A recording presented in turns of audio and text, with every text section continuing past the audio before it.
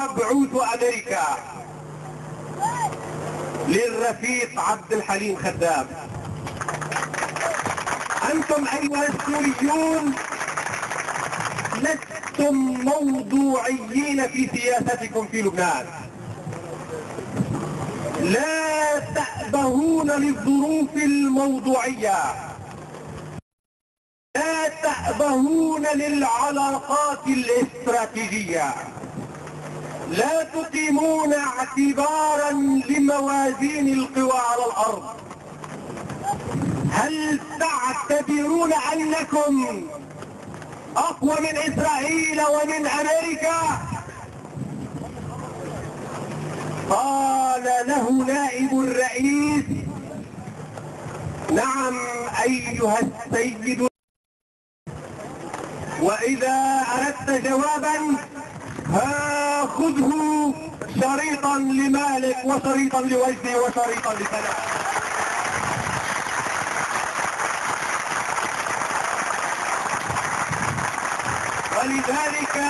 ولذلك قلنا عنهم العلم الذي لا علم لأحد به، إنهم القادة الجدد ينطقون صهوة الحصار ويرتفعون من الأرض إلى السماوات، لأنهم هم الشهداء. ونستحضر كلاما قلناه في بيروت ونعيده الآن ونحن كلنا على عتبة انتفاض. منذ عام تماما في ذكرى الشهيدة يسار قلنا لبعضنا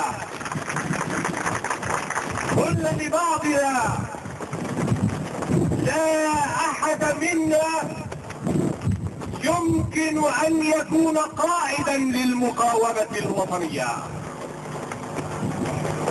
قادة المقاومة الوطنية اللبنانية هم شهداؤها.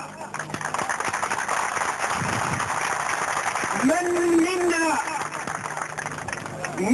من أحزابنا وحركاتنا أراد أن يكون للمقاومة الوطنية اللبنانية، من أراد أن يكون قائدا شهد من أجلها.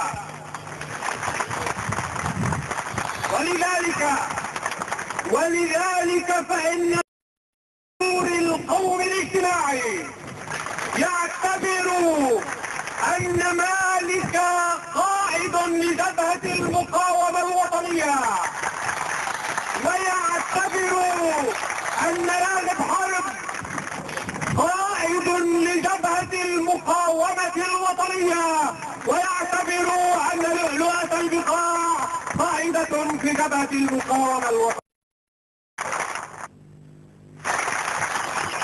ولذلك نريد أن نرفع شعارا صادقا ونقوله في النبي عثمان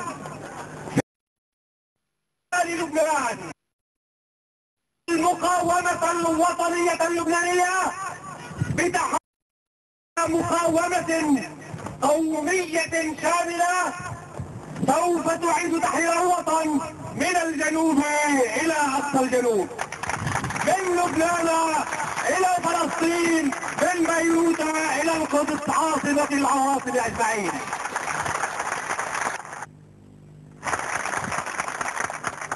إن دمشق هي بوابتنا القومية، إن دمشق